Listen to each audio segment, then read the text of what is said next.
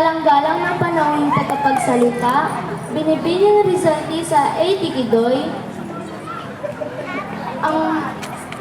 ang masipag na taga-masipang-purok ng iba, Dr. Sinaida P. Anahaw, mahal naming unong guro, Madam Mary Lou N. Leomo, mga pinagpipitigalan kong mga panauhin, kagalang-galang ng mga guro, kapwa ko mag-aaral, mga kaibigan, isang magandang hapon po sa inyong lahat. Ngayong hapon, tayong lahat ay nagkasama-sama upang ipagdiwang ang isang paglalakbay. Isang paglalakbay na nagsimula lamang sa pakikipaglaro.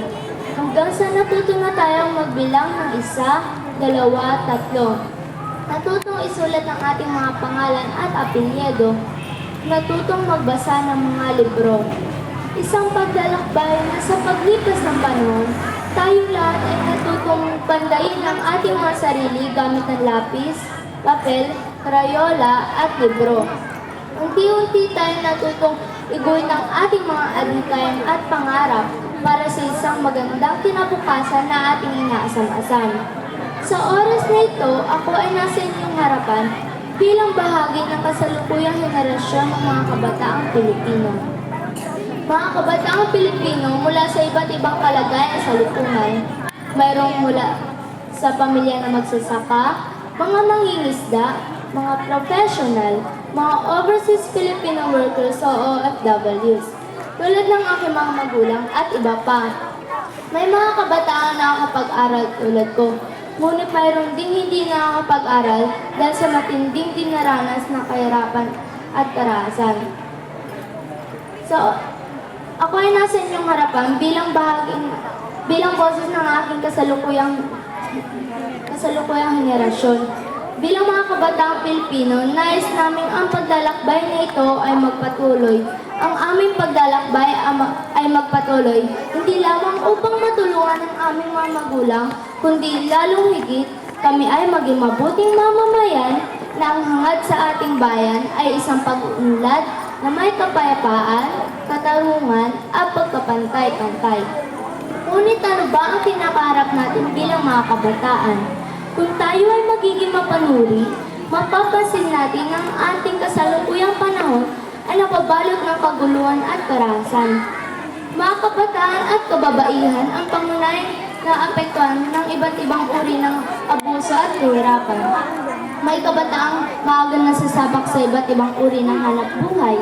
Mga kabataang nakararanas ng pang-aabuso. Mga kabataang nakararanas ng kagutuman. Mga kabataang biktima ng iba't ibang klase ng kalamidad. Nais ko pong ibahagi sa inyo ang aking karanasan. Ako ay lumaki sa pangangalaga ng aking lolo at lola dahil ang aking mga magulang ay OFWs. Ako ay nangulila sa pag-aruga ng ina at ama habang ako ay lumalaki. May mga panahong ako ay umiiyak, sobrang nalulungkot dahil namimiss ko sila. Na sana nandito sila nakasama ko sa mga tagumpay at maging sa mga kabiguan ko habang ako ay nag-aaral. Nagtatanong ako kung bakit kailangan nilang umalis at iwan ako. Isa lamang ito sa mga pangyayari sa buhay ng mga pamilya ng OFWs. Ang magsakripisyo hindi lamang ang magulang o ama na OFWs, kundi gayon din ang anak na naiiwan. Habang lumalawak ang aking kaalaman, naunawaan ko kung bakit kailangan nilang umalis at iwan ako.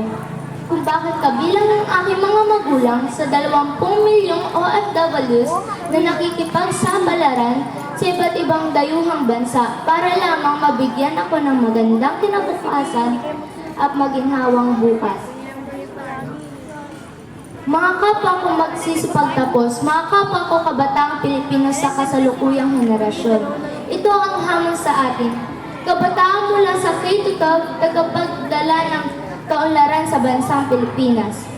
Sa pamamagitan ng K-12, tayong mga mag-aaral ay sumasailalim sa educational system na lalong magpapatibay ng ating husay at galing na para lang makapag-ambag sa pagpapaunlad ng ating bansa. Sa pamamagitan ng K-12, tayo ay nililinang upang maging mas produktibo at epektibong mamamayan ng bansang Pilipinas. sa pamamagitan ng TikTok, nakasalalay sa ating mga kabataang Pilipino kung paano makakamit ang isang maunlad na kinabukasan para sa bansang Pilipinas. Kaya magpapatuloy tayong pagbutin at pag-usayin pa ang ating pag-aaral sa mga susunod na taon upang ating magampanan na may katapatan at pagmamahal ang ating tungkulin bilang mga mamamayan ng bansang Pilipinas. Patuloy tayong maging matalino, mapagmahal, masipag, matyaga, matulungin at mapagmalasakit sa lahat ng panahon at pagkakataon. Alalahanin at isabuhay natin ang mga aral ng buhay na natutunan natin sa loob at labas ng ating paaralan. Gawin nating patuloy na inspirasyon ang mga iniwang katagal sa atin ng ating pambansang bayani na si Dr. Jose Rizal. Pwede ba natin itong sabay-sabay bigkasin? Ang kabataan ang pag-asa ng bayan. Ang kabataan ang pag-asa ng bayan. Pagpupugay sa kapwa ko mag-aaral. Pagpupugay sa kapwa ko mag-aaral. Pagpupugay sa ating mga magulang at pamilya. Pagpupugay sa ating mga magulang at pamilya. Pagpupugay sa ating mga guro. Pagpupugay sa ating mga guro. Pagpupugay sa ating paaralang Bangantalinga Elementary School. Pagpupugay sa ating paaralang Bangantalinga Elementary School. Maraming salamat. Magandang gabi po sa inyong lahat.